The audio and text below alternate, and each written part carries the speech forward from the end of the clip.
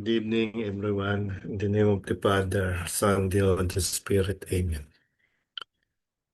Lord, as our board exam approaches, give us strength, wisdom, perseverance to fully accomplish our goals and mission in this board exam. Sana po ay gabayan niyo kaming lahat, pati po ang aming reviewer na si Ma'am Ana and Ma'am Jen, na lalo kaming magkaroon ng lakas ng loob at determination para po maipasa itong board exam na ito. Ang lahat po ng ito ay samot na langin namin sa matamis sa pangalan ng iyong anak na si Jesus. Amen. In the name of the Father, Son, the Holy Spirit. Amen. Amen. Thank you, Sir Jose. So, we need to finish lecture 1. I'm going to share again here. So let's see. Start podcast. All right. So we're here. We're here on the stage of urban development model. And it says here Claassen et al. Claassen et al. In 1981. Vandenberg et al. 1982, and A. Champion in 1997. The three of them, with their companions or with their colleagues or peers, they presented a cycle of urbanization model within an individual urban agglomeration, which consists of 4 stages. All right. So if you wonder what is the name of Champion, kalagay kasi AGH Tony Champion. Okay. So in the stage 1, so there are 4 stages. So we can consider this as stage 1, okay? Like a stage 1. So it says urbanization occurs when certain settlements grow at the cost of their surrounding countryside. In the US, 1/2 of farm population left the farm by the 1960s, because we're still in history and theory. So we're doing a chronological order, not only of the theories of theory. So here, this is the first stage described by the 3 thinkers, and they actually set a motion, or this is when people move from rural areas to cities, causing rapid population growth in urban centers. So population, okay. What is population movement in this particular context? And during it says here, during urbanization, people leave farms, okay? Left the farm, okay. So people leave farms and small towns, higher wages, education, and access to services that are more available in cities. So as more people relocate, the urban population increases sharply. So that's the concept of why population have been moving, it has been dynamic. And so economic shift is another thing, that with this migration, the workforce shifts away from agriculture towards or toward jobs in manufacturing, construction, trade, and services. So cities become the main hubs of economic activity, while rural areas often see a decline in farming and related industries. So what's the impact on rural areas when the urbanization stage occurs? Rural communities can experience a drop in population. It experience reduced labor for farming and less economic activity. Services like schools, clinics, and local businesses may close due to fewer residents. In some areas, agricultural land is left uncultivated or is converted to other uses. Um, and so within this context, again, there are urban challenges. So cities absorb most of the incoming population. This can lead to, number one, this can lead to overcrowding or overcrowded housing.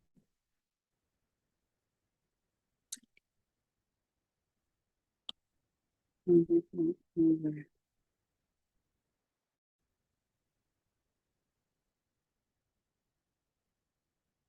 then what else?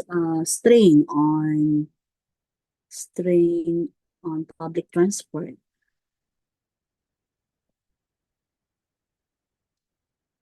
Water also.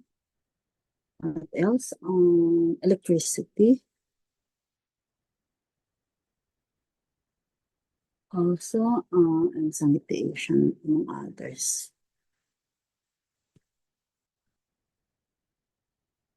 Okay, among others, okay. Also, another outcome could be growth of informal settlements. Growth of informal settlements.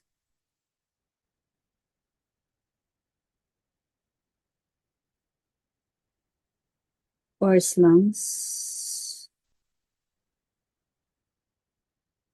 And then of course there's some more traffic and pollution.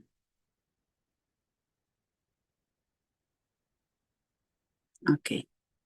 So, and of course there are many more. So, for example, by the 1960s in the US, about half, it said here, about half of the farm population had already moved to cities. So the same trend has happened across much of the world as countries develop. So what are the planning considerations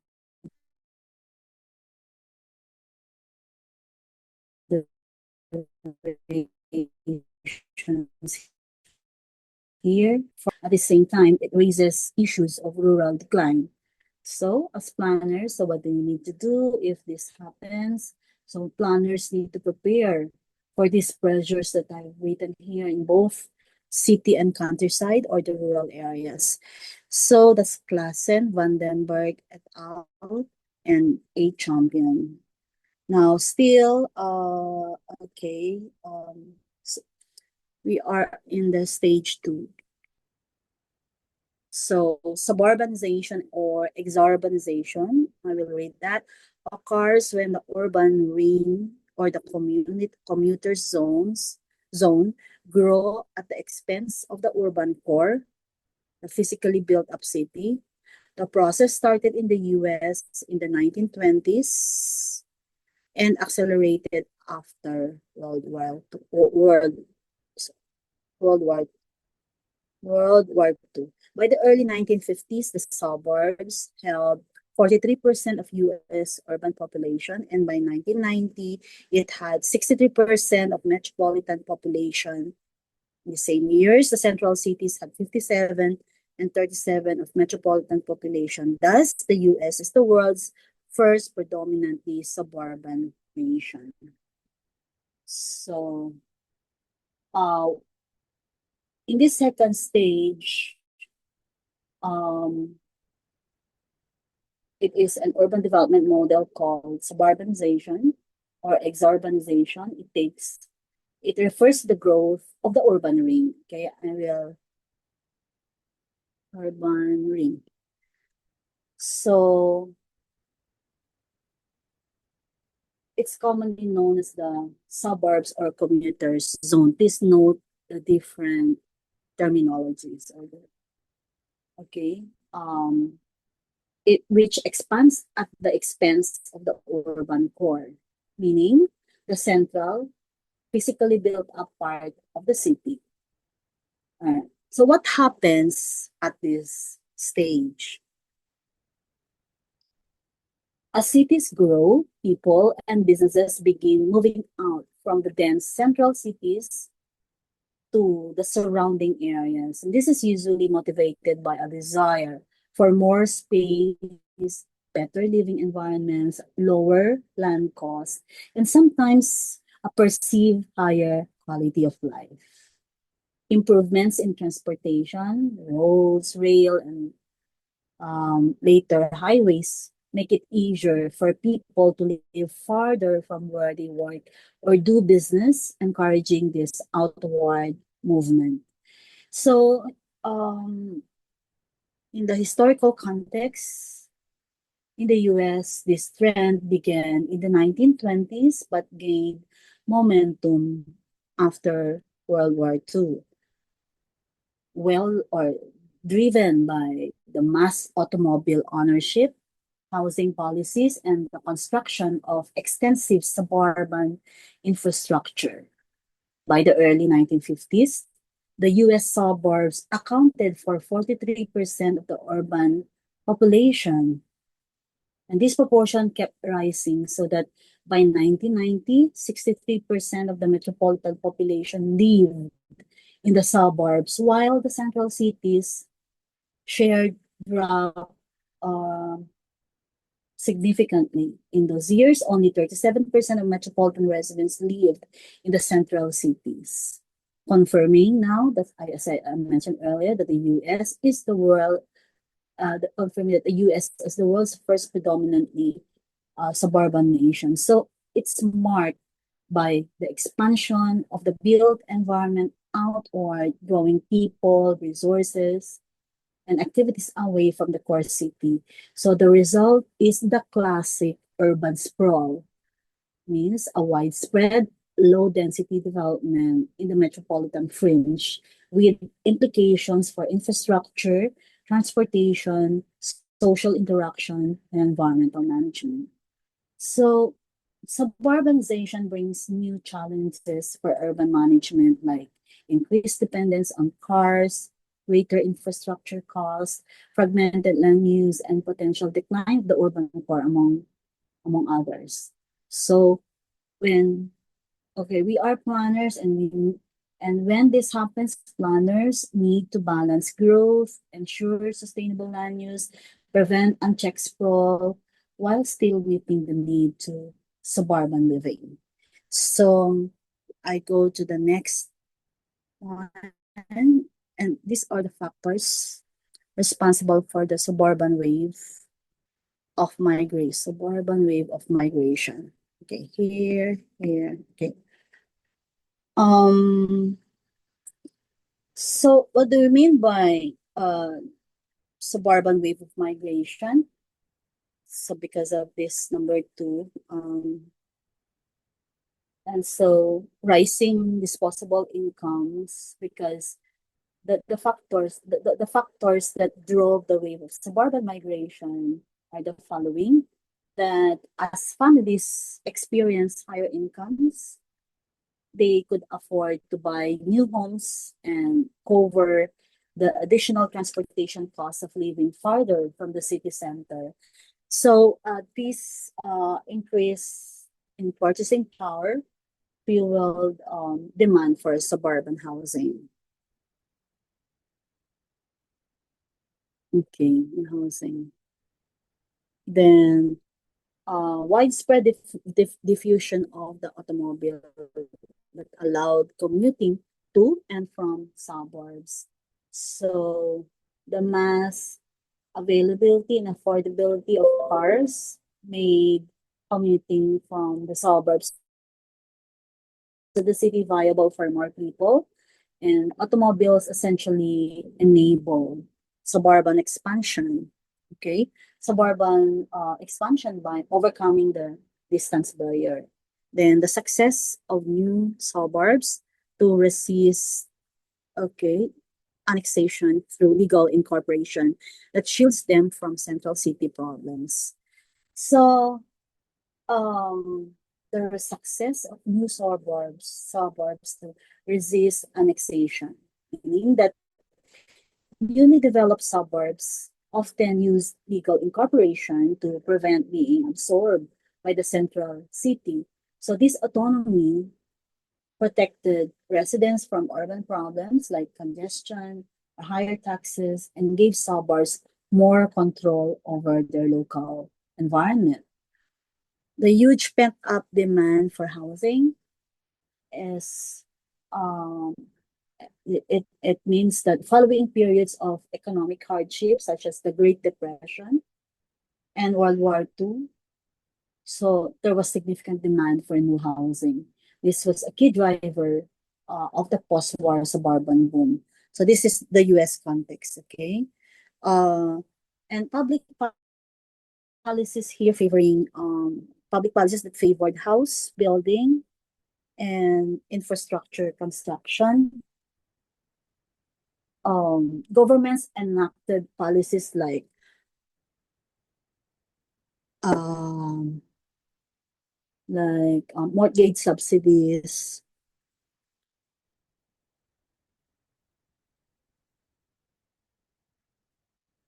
m- mortgage subsidies, uh, tax incentives, etc. So, tax incentives. Okay. That encourage the construction of new homes and supporting infrastructure. So, these policies made suburban living accessible to a broader segment of the population. Then there's the service-oriented economy.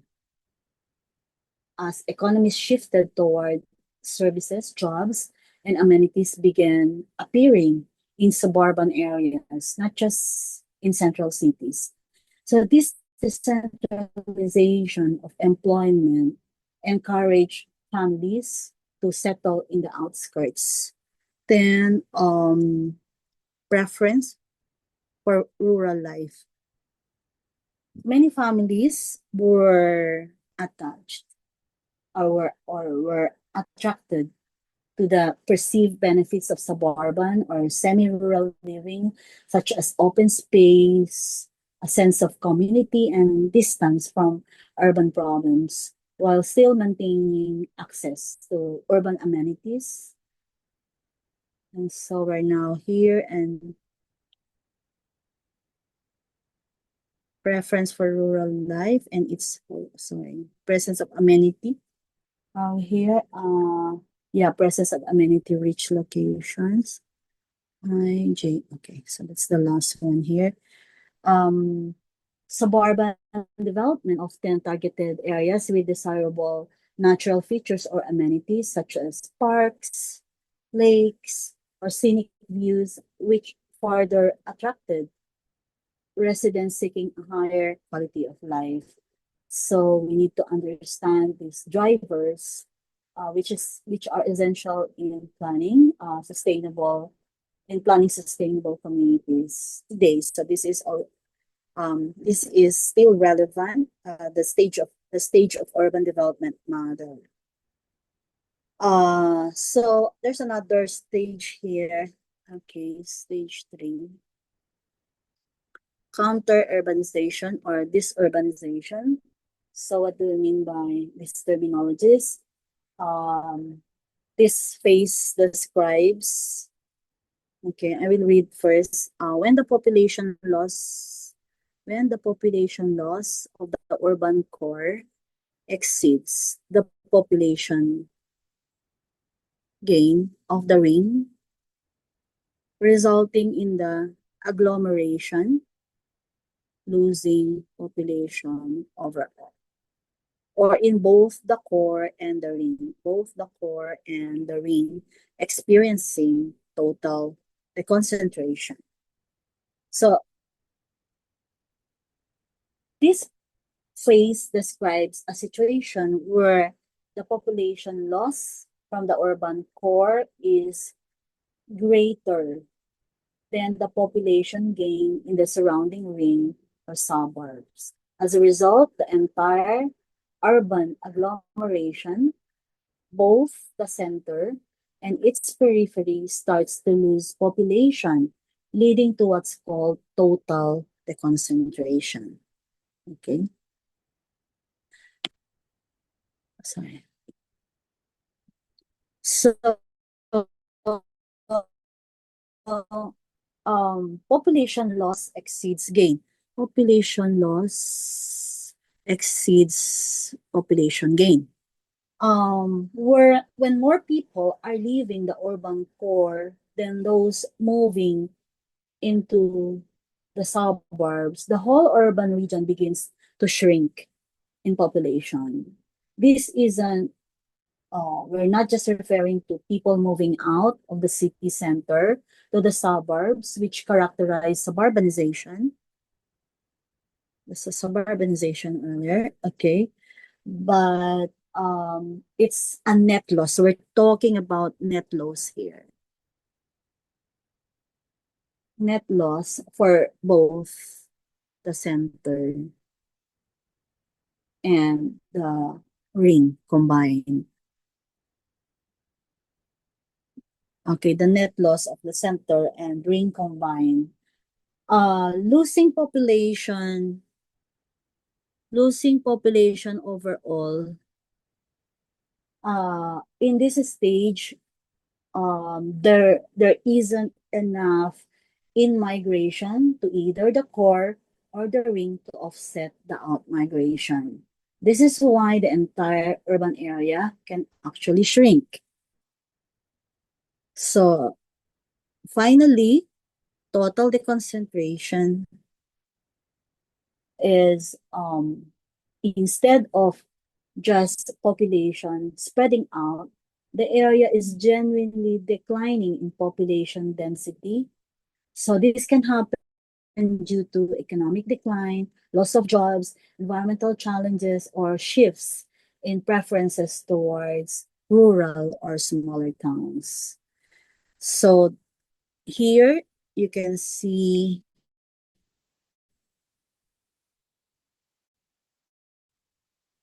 there in the slide, there are absolute shifts and relative shifts. So absolute shifts when the directions of population change in the core and ring differ, right?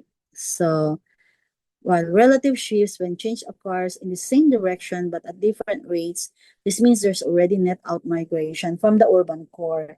So biglang tingin, it's not really easy to understand. It's a these are phenomenon. So absolute shifts occurs when the core and the ring are experiencing population changes in opposite directions. For example, the city might be losing people while the suburbs might be gaining, but the loss from the core outweighs the gain in the ring, leading to a net decrease. Then relative shifts means that both the core and the ring are losing population, but at different rates. I hope you understand that. Or both are growing, but the core is shrinking faster than the ring is growing. So what matters is that on balance, there's a net outflow from the whole urban area. So what are the implications for planning and policy when there's urban shrinkage, for example? Planners must grapple with abandoned infrastructure, vacant properties, and declining local revenues. So strategies might focus on right-sizing services, adaptive reuse also, and stimulating economic revival. And then when rural and small town grow, so what are the implications for planning and policy? So as people leave cities, smaller towns or rural areas may see population growth, which brings its own planning challenges, such as the need for upgraded infrastructure and services. So it's indeed important to understand how counter urbanization or disurbanization, what are the elements of counter urbanization or disurbanization.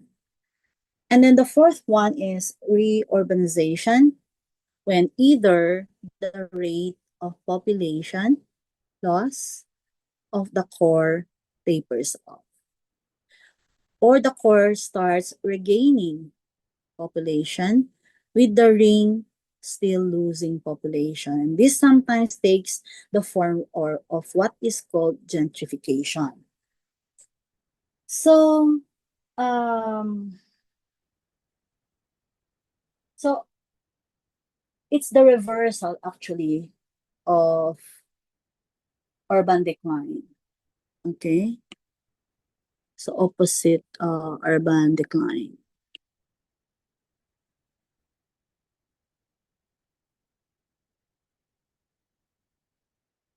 All right. Specifically within the urban core, or the city center, downtown area. So during reurbanization, it said population loss slows or stops. Population loss or the core tapers off. So, okay. After a period where the city center was losing residents, often to suburbs or rural areas, that outflow either slows down or comes to a halt.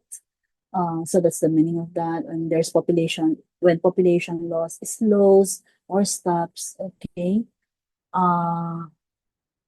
Then what does it mean by core regains? The core starts regaining, okay? Core starts regaining population. So you understand the process of the stage. So what are the activities? What are the circumstances within reurbanization? Core regains population, or core starts regaining population. The most significant sign of reurbanization is when the urban core begins to regain population. So even as the suburban ring might still be losing people. So this is often due to renewed interest in city living, investments in urban amenities, and then improved safety or changing preferences, for example, and people wanting to be closer to work, culture, and services. So the reason why, and then it said this sometimes takes the form of what is called gentrification. So a common feature of reurbanization is gentrification. And it's the process where disinvested or lower income neighborhoods see an influx of more affluent residents, leading to rising property values and the transformation of the area. So while this can revitalize neighborhoods and increase tax revenues, it can also lead to displacement of long-time lower income residents. Now, I hope you will remember the process of gentrification. That's a feature of reurbanization. So, urban renewal probably will come in here, because reurbanization is usually driven by deliberate policy interventions such as upgrading infrastructure, and then there's promoting mixed-use development, and then there's improving public safety and enhancing public spaces. So that's what you call urban renewal. So there's a need to balance urban renewal with equity as well, and ensuring that revitalization benefits existing residents and doesn't simply push them out.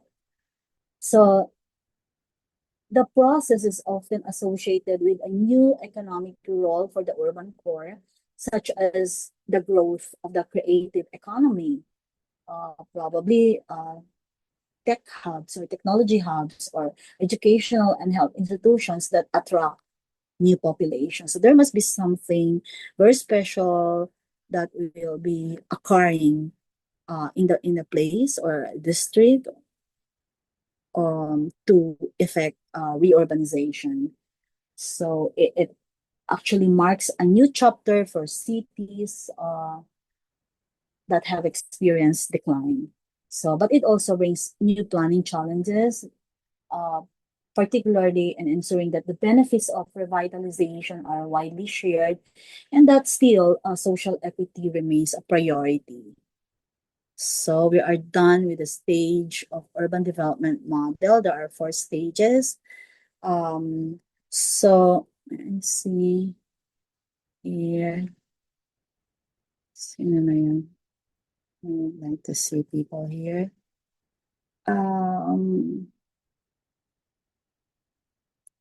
Sir Jose, can you, so what do you remember from the first, what are these 4 stages that I just mentioned? Let's see how how fast you have absorbed the lecture so that I can always make it, more strategic. Sir Jose, ano na yung tatlo? Di ba yung may 4 na stages? So just say the terminology, okay? The 4 stages of urban development. Number 1 is the urbanization. Number 2, suburbanization or exurbanization. And number 3, the counter-urbanization or disurbanization. Number 4 is the re-urbanization. Okay, good. How about Mark? Hello, ma'am. Yes. What are the 4 stages? The first stage is urbanization. Second stage is yung suburbanization, ma'am. Mhm. The What's the other terminology of suburbanization? the urbanization ata yun. No. Exurbanization. Exurbanization. Okay. And then? The third is yung counter urbanization yun ata, ma'am. Or? Ano yung or? Isa lang kasi yung Sinabi ko na. Yung sinabi mo. yung de-urbanization. Disurbanization. Disurbanization. Okay. And then the last one? Yung reurbanization. Okay. Very good. So we're now on what's this? This is the UK. I think it's the UK context. So in the period 1981 to 1991 in the UK. So kanina US, mainly the smaller functional urban regions, FURs, okay, and not the larger and older urban regions showed reurbanization. So it's just trying to provide you some of the, how it occurred, the stages of urban development occurred, how it occurred in the UK, also in the US. Okay. So ano pa dito? Importante kasi I'll just continue. In the US, in the USA in the 1902, there has been a re-emergence of larger metropolitan areas with 1 million or more residents as the fastest growing elements of the urban landscape. I'd like to read it kasi lumabas ito sa exam noon eh. So much of this growth has occurred in the south and west and is traceable to two migration streams, the entry of migrants from Latin America and Asia into low-value city areas. And then flow of fluent baby boomers to high-tech and defense-oriented economics, as well as the retirement and resort areas of the Sun Belt. However, reurbanization has not yet emerged as a significant feature of the urban system of advanced economics. So this is a matter of history and theory, okay? The intensification of inner city revitalization appears to be long in coming. So the process of decentralization is likely to continue as a major feature, this decentralization, major feature of post-industrial uh, urbanization. Okay, so yeah, if we try to summarize this one without reading, so there are two cases here. Okay, examples from the UK and the US, and that during in the UK, during this period, 1981 to 1991, it was mainly the smaller functional urban regions, not the larger, older urban cores that experience reurbanization. So you know exactly what reurbanization is. I have explained already. And this means that the revival and return of population and investment happened more in smaller urban centers rather than the traditional big cities. But in the US, it has seen a re-emergence of large metropolitan areas, those with over 1 million residents, as the fastest growing urban regions. So this happened in 20th century, notably since 1902. And during this time, there were two key migration streams that fueled this growth: immigration from Latin America and Asia into lower value city areas, revitalizing neighborhoods and driving population growth. So because of um, Latin America's mga Latino at mga Asiano, di ba? This is now a very big challenge because of the U.S. president's immigration policies now. So that's beside the point, because we are talking about history here and theory. Number two, domestic migration, especially affluent. That's bakit kaya fluent ito. But the baby boomers and moving toward high-tech hubs and Sunbelt cities in the South and West, drawn by job opportunities, lifestyle, and many more. Sunbelt, referring to the South and West,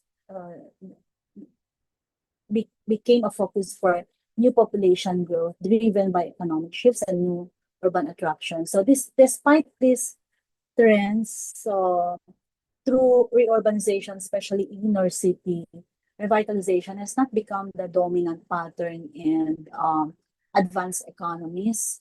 And the process is slow and uneven, often limited to select areas. Instead, decentralization remains the key thing. So that's what it was trying to say earlier. Now, we're now in the comparison of urbanization process or patterns in developed and developing countries. So, okay.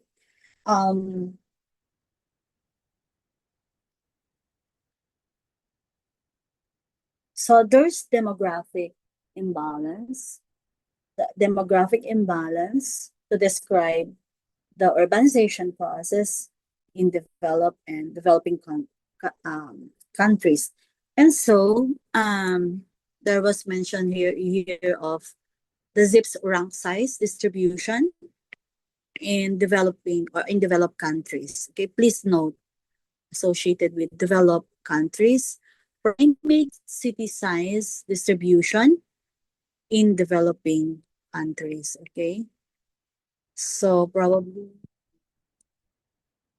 the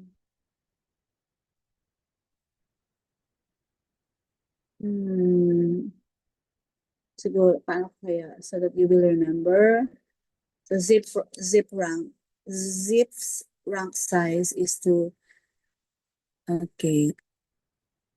I can make some abbreviations here. Siguro develop. Sige, ganito na lang. Develop, okay, and the primate city is to developing. So, okay. Now urban systems tend to follow, okay, ZIP's rank size distribution because there are two types of analysis here. The ZIP's rank size distribution and the primate city size distribution. These are important terminologies that that each year they don't fail to include. So this means cities are more evenly distributed by population size using the ZIP's rank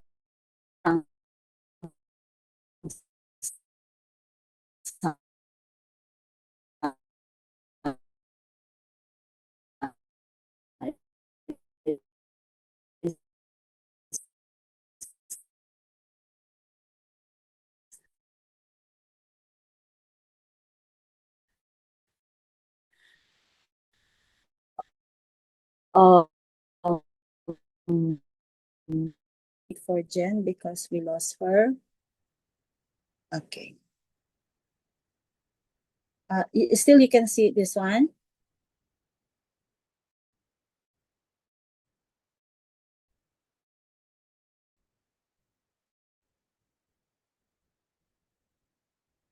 You can see, saan na ba tayo? So there are, okay, I'll try to clean it.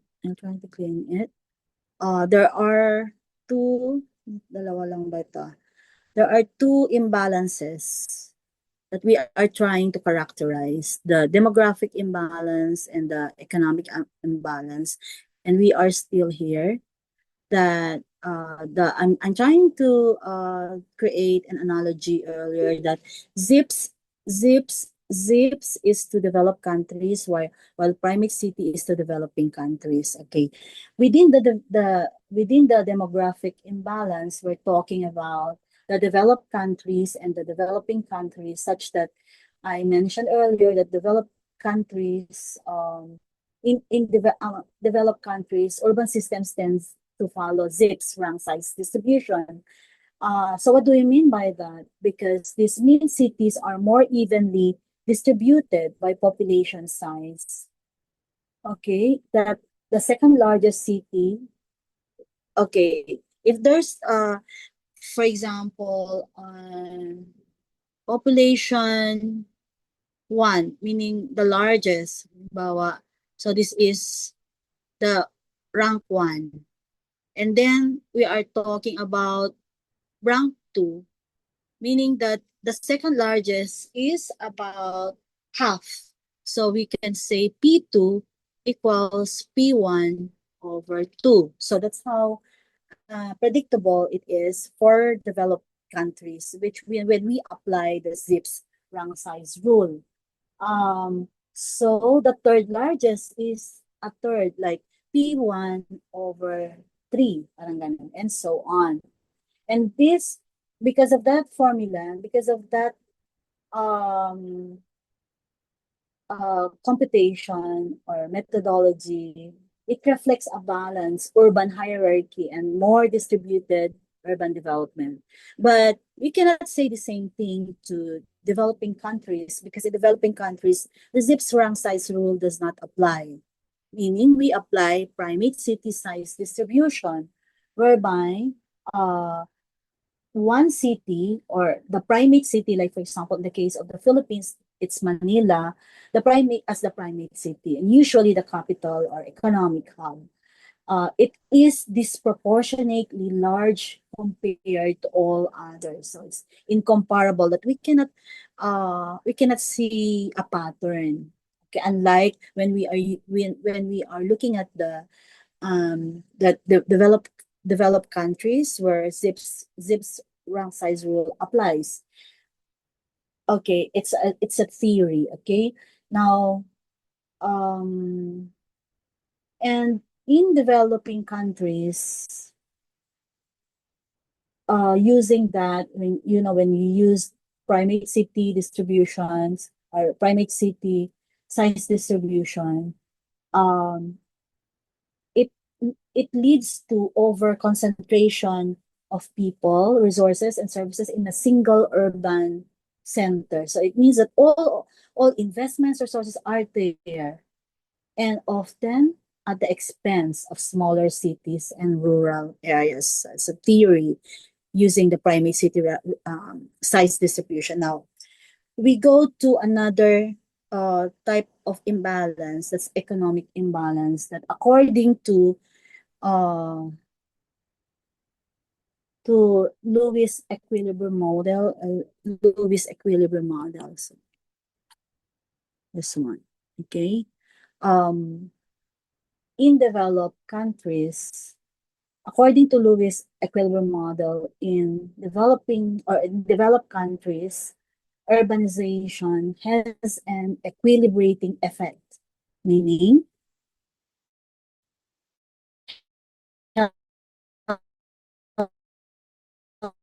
pace and development between rural and urban areas. Urbanization here is usually accompanied by rising living standards and inclusive growth. However, Terry McGee points out that in many developing countries, what we see is pseudo urbanization, meaning urban growth does not necessarily mean economic development. Instead, both urban and rural poverty can increase simultaneously as rural migrants move to cities not for better opportunities, but because of distress, lack of options, or failing rural economies, and many more. Urban growth here may outpace job creation. Basic services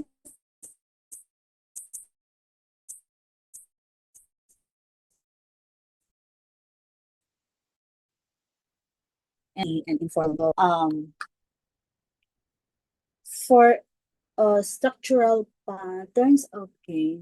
So developed countries, sometimes we call them first world, but we don't really use that term anymore. The urban economy is typically firm-centered in developed countries. Characterized by large corporations, formal employment, and stable economic structures, while in developing countries, or what was normally called before as the third world, cities are more likely to have a bazaar economy, as described by Clifford Geertz. Here, informal commerce, small-scale trade, and self-employment predominate. The urban landscape is shaped by markets, street vendors, and micro-enterprises rather than big companies. So, what is our key takeaway here as you prepare uh, for your board exam? Not only that, but in your future work, as licensed planners, and you need to remember that urbanization is not a uniform process. Context matters greatly, and you need also to remember that in developed countries, urbanization tends to promote balance, diversification, and higher living standards. So I'm still pointing out to the theory. In developing countries, the theory says that rapid and unplanned urbanization can intensify the demographic and economic imbalances, leading to persistent urban poverty, slums, and infrastructure or backlogs in infrastructure. So we need to understand also this theory, understanding these patterns also help us design more appropriate interventions, whether to strengthen smaller cities or reduce primate city dominance like Manila, Davao, Cebu, etc., or address informality and poverty in a rapidly urbanizing settings. So here, Okay, that's too much of words. So there's another imbalance on 1, 2, 3 sociocultural additional imbalances here. 1, 3, 4. Okay, so we have 2 more. Sociocultural imbalance refers to the differences between or differences in the way urban life, okay, and community identity evolve in developed versus developing countries. So in developed countries, cities often experience a shift from traditional um, community-based cultures to more complex, diverse, and rational or rationally organized societies. And this is described as the transition from an orthogenetic, type of city uh, to heterogenetic. Okay, where is it? And was it?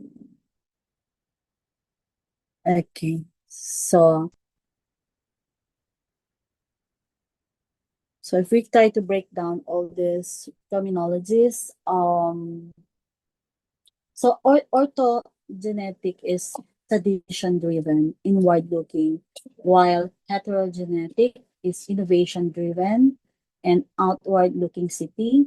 Here, the disintegration of traditional culture. Okay. So heterogenetic versus orthogenetic marked by, okay, so it mentioned about disintegration of traditional culture. So it's paired with the new, and it said, and new integration of mind and society, quite complex, right? So, so this means that old customs, kinship ties, and folk traditions become less dominant as people engage more with market economies, rational organization of production, and relationships across different sectors of society. So the focus shifts toward innovation, efficiency, and rational exchange rather than traditional beliefs and roles. Uh, while, okay, in developing countries, or yeah, developing countries, um, urbanization tends to maintain a strong orthogenic character. Okay, so let's see. Masyado kasing congested, the words. So, here, okay. So, orthogenetic type of city in third world countries marked by the traditional values and attitudes of folk-like society. So, this was by thought thought of by Redfield. Lack of innovation in exchange and production relations. Well, this one is different. Okay, so urban life remains deeply rooted in traditional values and attitudes as described by Redfield's work on folk societies. There's often a slower rate of innovation and exchange or production relations continue to reflect long-standing social and cultural patterns. And this results in cities where what else? Extended families and inherited roles still shape economic and social behavior, sometimes limiting adaptability and innovation. So, spatial imbalance, therefore, okay, we can now shift here. So this is the third one. This is the fourth. It's, remember Walter Christoller, no? Christoller, and it was the central place theory was, we will go back to more theories anyway. So Christollerian, and Lawson, it was Lawson who developed the central place theory. So that's what you remember that. So Christoller, after Walter Christoller, central place theory, or Lawsian, this means settlements are spaced in a planned, predictable way, optimizing access to services and economic functions. So I will go back to central place theory and so forth and so on. So developing countries, on the other hand, often exhibit dendritics, dendritic, or you know what's dendritic? It's like branching. Okay, what is it? What do you mean? So branching, or meaning like irregular direction. So developing countries exhibit dendritic settlement patterns. So growth follows major roads, rivers, or infrastructure, leading to less efficient, more uneven spatial development. So it that's how spatial imbalance was characterized in this particular theory. Okay. So we're now here, the central place model.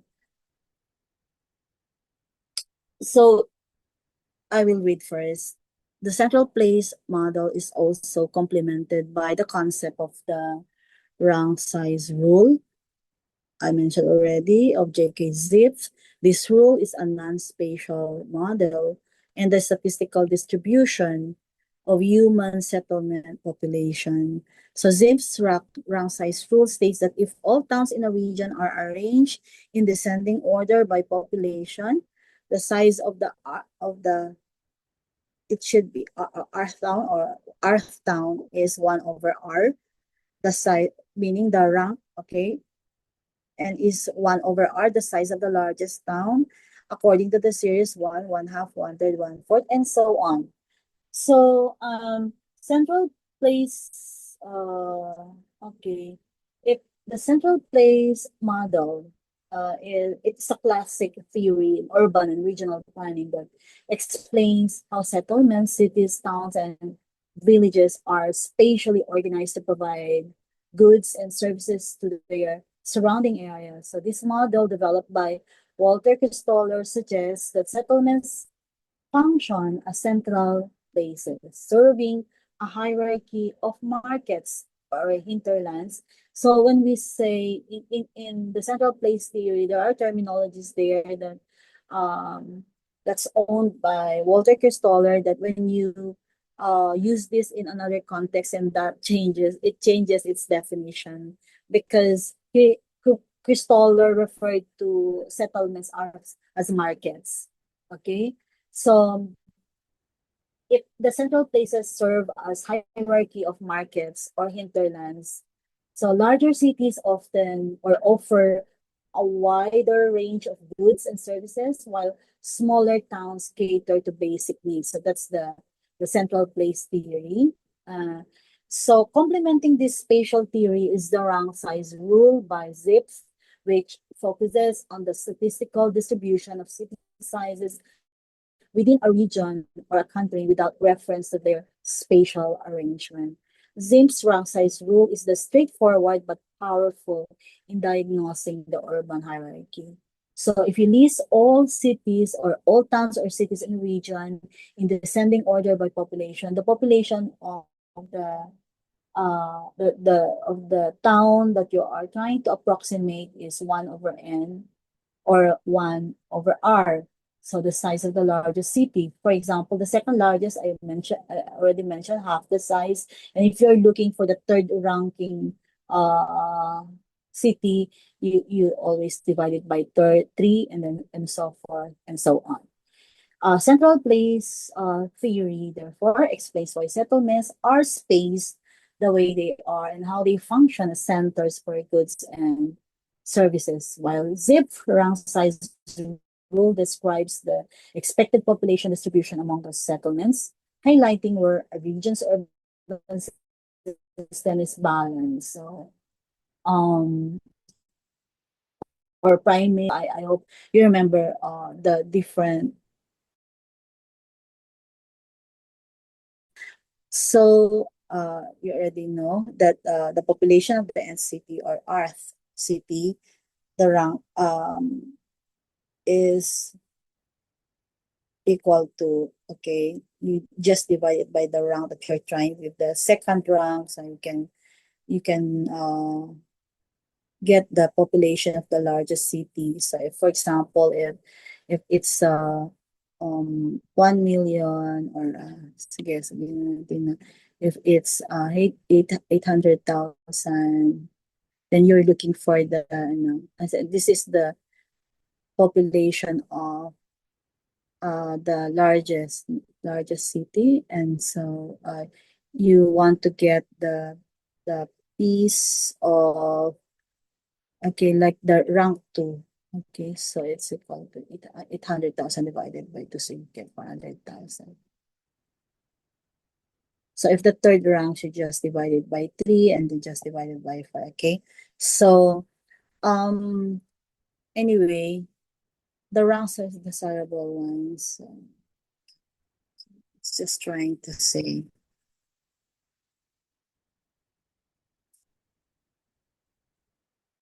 Okay, so I think I mentioned about dendritic market system earlier. So yeah, models of the dendritic intermeshed and K equals 3 market system. So first, the dendritic market system. So you see how it is branching, right? So the model starts with small dependent settlements at the periphery. Okay, so small settlements at the periphery. Okay, and such as dependent like hamlets, so they call it in the UK, we call it hamlets, and dependent villages. These settlements are economically and functional.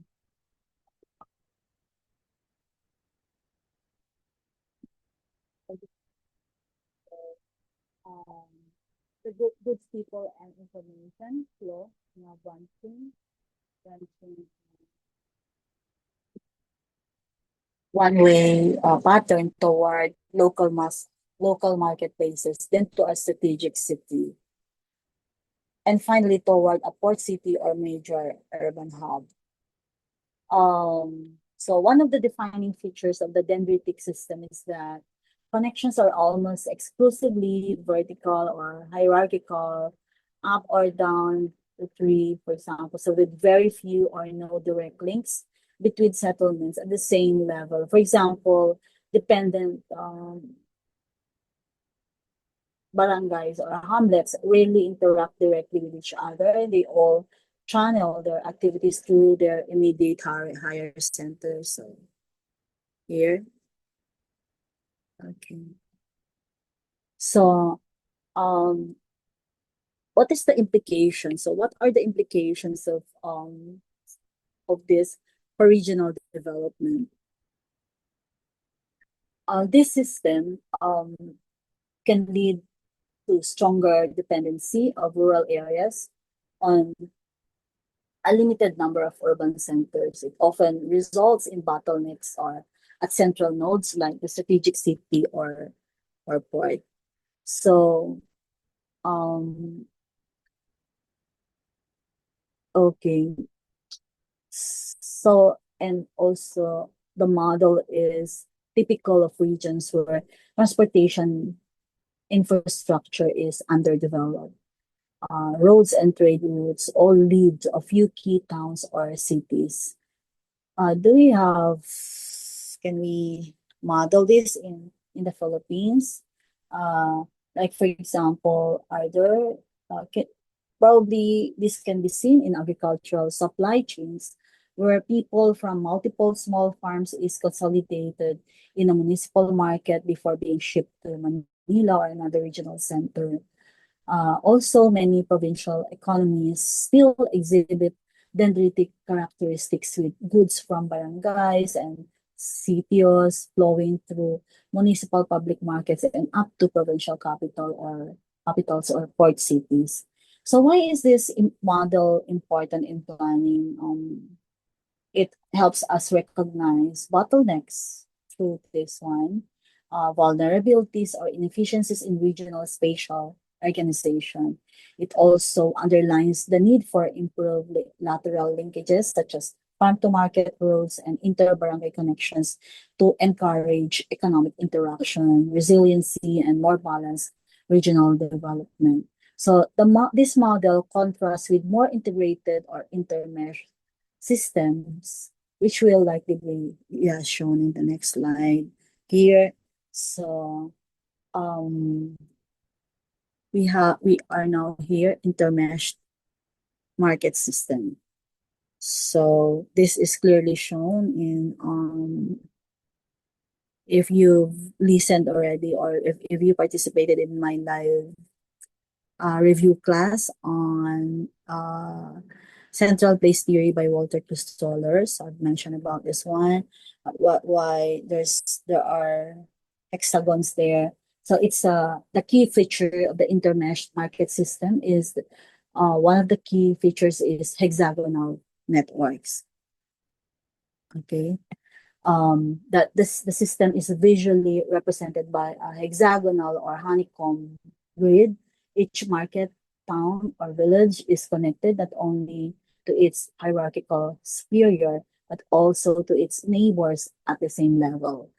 And there are also another key feature is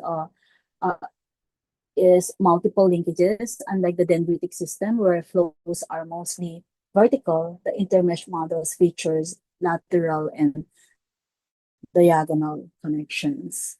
This allows goods, services, and information to move across settlements horizontally and diagonally, not just up and down, a strict hierarchy.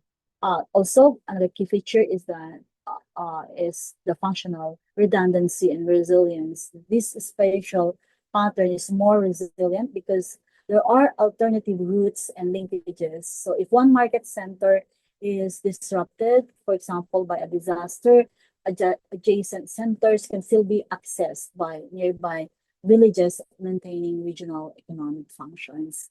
Then another key feature is decentralized growth. Okay, that growth and development are not concentrated in only few nodes. Instead, multiple market towns and villages have access to several central towns, creating a web of interdependence. So this is typical of regions with good road networks and well-developed transport infrastructure. While dendritic form or market system help us identify bottlenecks, here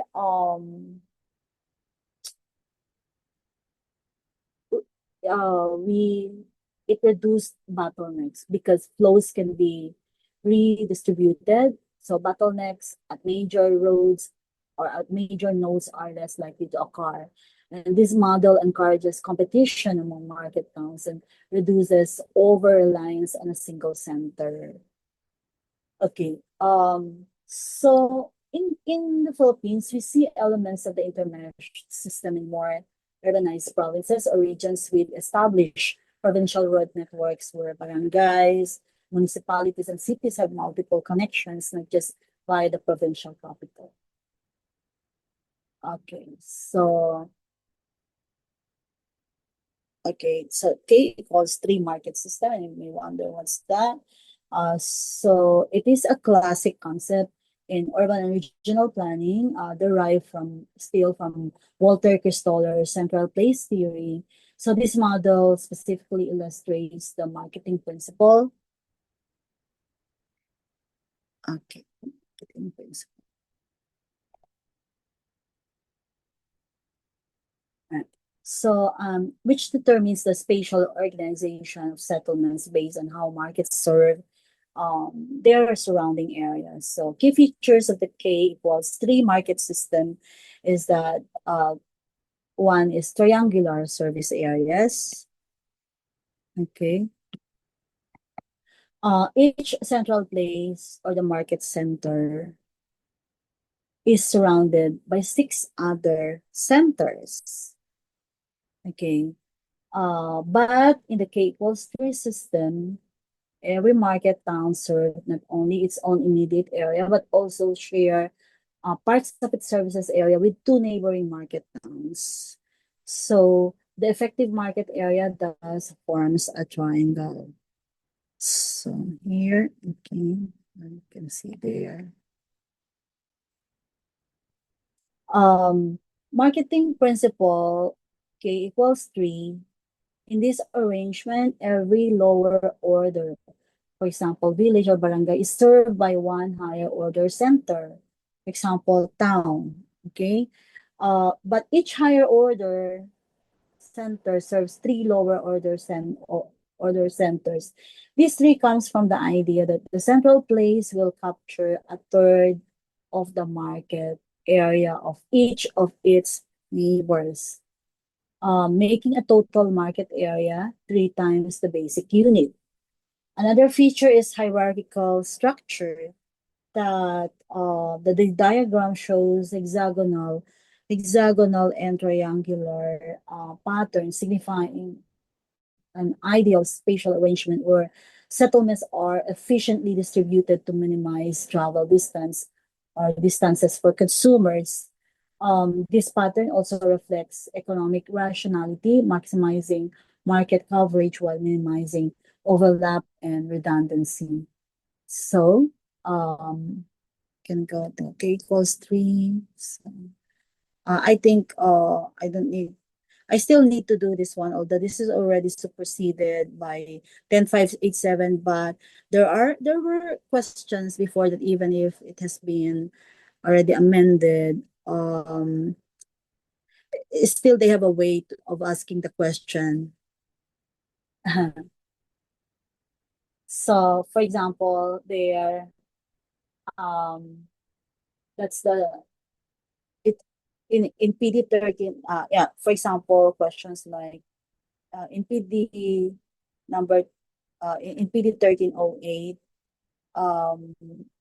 environmental planning was defined as the activities connected with the management. For example, here, management and development of land, as well as preservation, conservation, and management of the human environment. So which among the following uh, definitions of environmental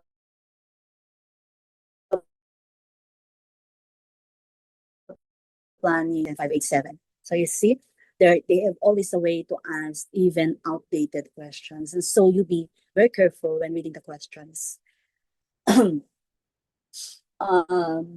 So this was the predecessor law, the prior law for establishing or regulating the scope, the regulating the practice of environmental planning.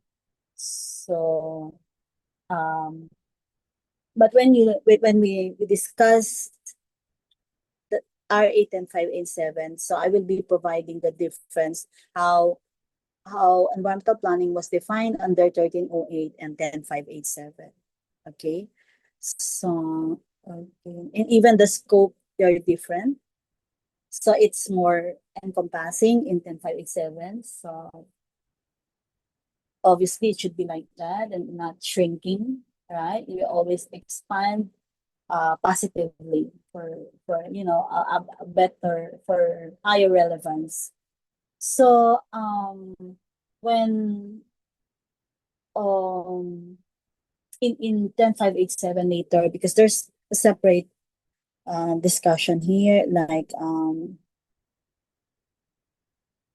any like other topics, because we are still here in history and theory, so we will leave that later. It would be better if we can create, I will be creating a table probably so that you can identify more. Okay, So what are covered and what has changed in RA 10587 from 1308. Okay, so we'll skip this one. Skip here.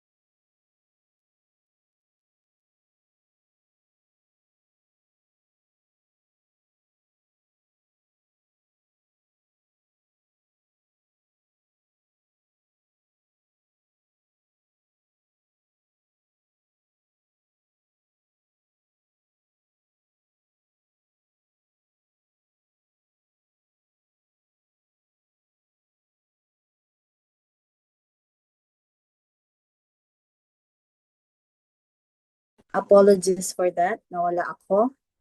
But I think I was about to say goodbye to everyone. So i-ano ko lang, what else? Just to show you that we're done. We're done with the number one. So we will proceed to a more specific history and theory matters. So let me just show that again. So ito yung kanina at in 10587 the roles of planner have increased.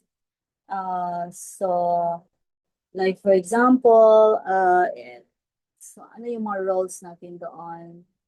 And even the scope of practice already it has changed also. It has increased everything that's positive in the sense that we've expanded our scope and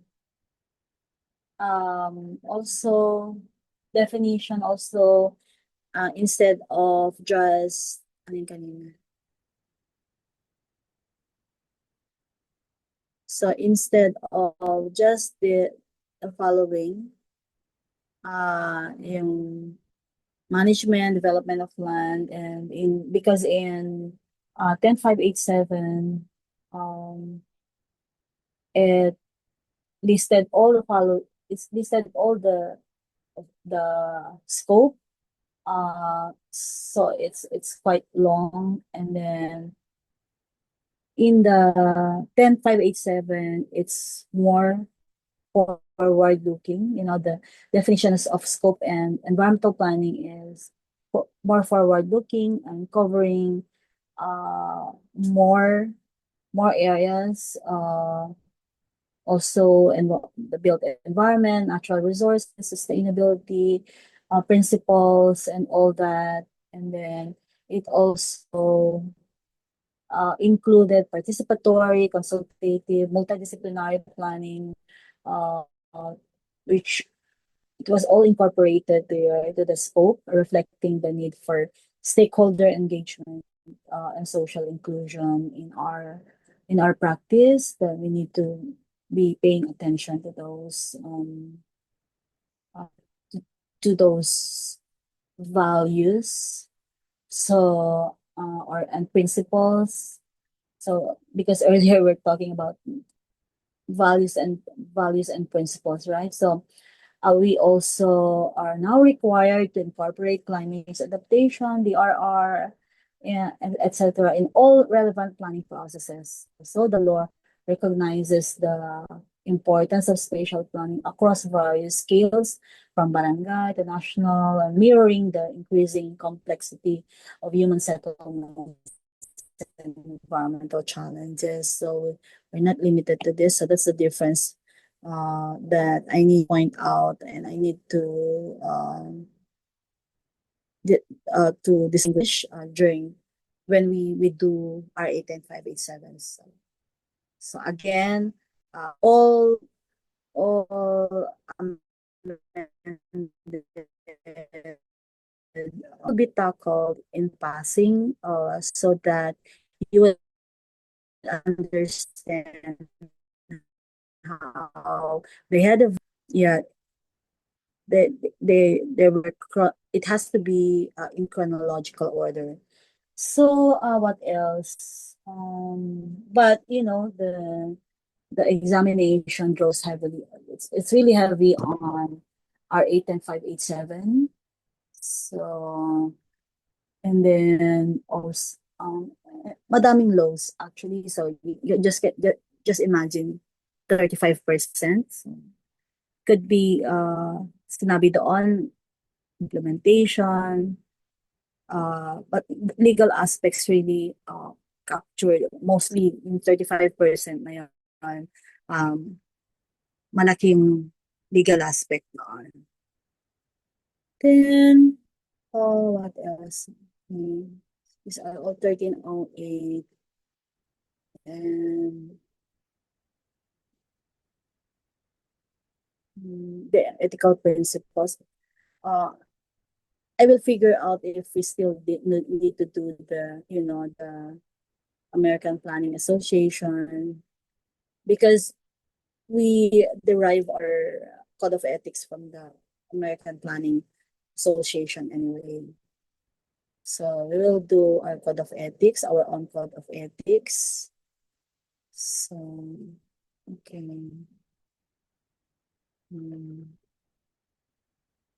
Okay. So I think I'm done, and good night, everyone. So we need to we will not meet in at noon, but we will meet. Please come at 9 p.m. tomorrow. Okay, 9 p.m. Okay. So I'll stop share. Then Jen, take it away.